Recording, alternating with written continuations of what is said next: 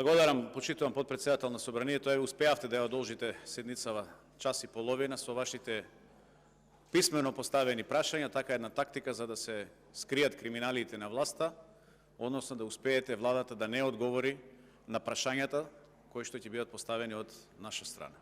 За жал, таа практика се практикува од страна на колеги кои што до вчера беа во опозиција, сега се во власта и наместо да си ги прашаат овие од власта, тие тука ни го окупираат на сите нас времето. Да не должам многу, бидејќи има многу прашања за поставување, ќе бидам пократок денеска и ќе дадам простори за останатите колеги да имат можност да постават прашања. На 22 јули во 3 часот и 30 минути е опожарено возилото во сопственост на 35 годишно лице БЛ, но тоа возило го користело друго лице. Истиот ден, попладнето, првиот вице-премиер на владата Артан Груби на неговиот официјален Facebook профил објави статус во кој се извинува на соседите, на неговите пријатели, неговото семејство, за како што наведува штетата предизвикана исклучиво поради мојата професија. Наведувајќи дека постојано е мета на закани, последователни напади, како и дека во политиката е за да служи и остави трага со неговата работа, односно со неговите дела, а не да го тероризира семејството, соседите и општеството, што потврди дека автомобилот кој што е опожарен, лично тој го користел. Возилото марка Ауди А6, кој го користел првиот вице-премиер Артан Груби, е купена од салон со фул опрема и чини околу 80.000 евра. На истото има поставено светлосна и звучна сигнализација, која што според законските прописи и правилници е поставено, може да се користи само во полициски возила. И истото не го пријавил во анкетниот лист кој што е законска обврска на секое избрано и именувано лице. Сопартиците Османи, Бектеши и Адеми го осудија овој чин и побараа МВР целосно да го расчистело случајот. Но не побараа одговор од Груби зошто возилото не го пријавил во анкетниот лист и со тоа сторил кривични дела: прикривање на имот, потенцијално даночно затојување, злоупотреба на службената положба и овластување. Се појавуваат многу нејасноти, бидејќи возилото всушност се водело на име на фирма Евроком, која за 55.000 евра купила хотел на Попова шапка од една градежна компанија, која пак потоа добива милионски тендер од владата на ДУИ и на Социјалдемократскиот сојуз, каде што токму прв вице-премиер е Артан Груби. Знаете дека со 55.000 евра практично не можете да купите ниту еден стан, а камоли хотел. Очигледно само Груби има таков дарежлив пријател, кој што купува нов автомобил од 80.000 евра и после тоа му го поклонува, истото да го користи.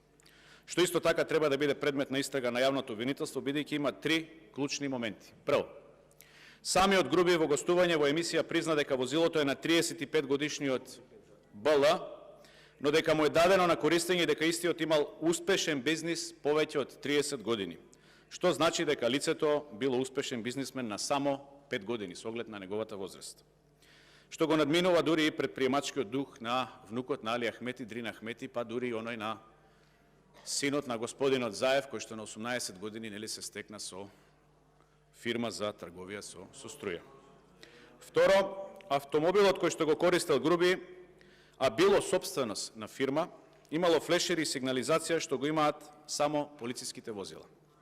Па поради тоа има доста нелогичности. Прво, за да се користи автомобил, Груби требало да има патен налог за користење на истото. Тоа е со оглед дека возилото е во собственост на фирма, за користење на истото треба да има овластување и лицето кое што го користи, односно Артан Груби, да бил вработен во таа фирма. Со оглед дека Груби е избран функционер и е вработен во влада, јасно е дека ги немал потребните документи.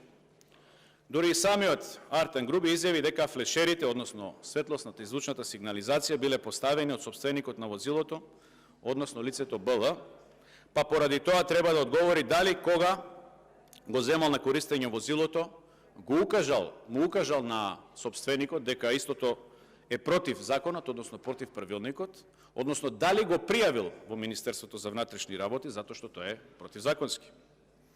И дали знае дека поради тоа што и тој го користел автомобилот, тој е исто толку виновен и одговорен за користење на возилото кое нема таква дозвола. Трето, и најклучно е што возилото е на името на фирмата Евроком, која за само 55.000 евра купила хотел на Попова шапка, што отвара сомнеш сериозен сомнеш за криминал во кој е вклучен директно првиот вице-премиер Груби. Лагата на господинот Груби и на сите инволвирани во случајот, кои се обидоа да го прикријат овој цел случај, повеќе наликува на циркус во кој главен циркузант е Артем Груби.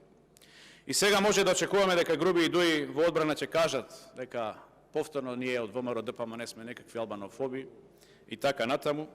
Меѓутоа, секогаш кога тие се фатени во криминал, немаат друго поле на игра, освен да се повикуваат на некакви тези кои што не држат. Моите три прашања се однесуваат, првите две прашања се однесуваат до државниот јавен обвинител, а третото прашање е до министерот за внатрешни господинот Спасовски. Првото прашање за Љубомир 1% доверба Јовески е следното.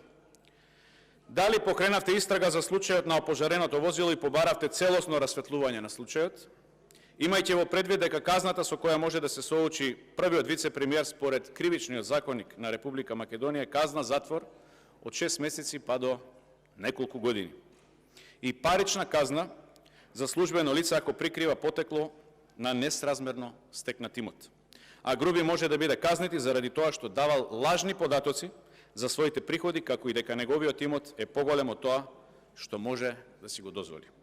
Второто прашање за Љубомир 1% доверба Јовески е: нели ви е доста симптоматично и нејасно што лицето БЛ, кој купи хотел на Попова шапка за 55.000 евра, неколку месеци подоцна му дава на користење возило на Груби за кое што чини 80.000 евра.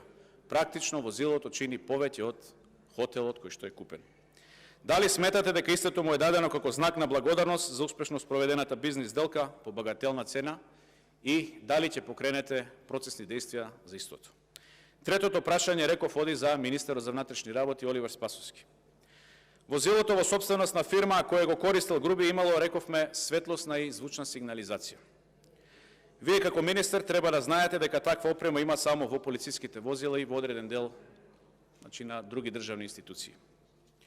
Сакам да прашам уште колку вакви автомобили има низ Република Македонија кои што дивеат по улиците, дали истите се користат за спроведување на некои црни бизнес сделки и дали чувствувате одговорност за оваа ситуација. Дали ќе побарате одговорност од Груби и кога тоа ќе го направите. Благодарам.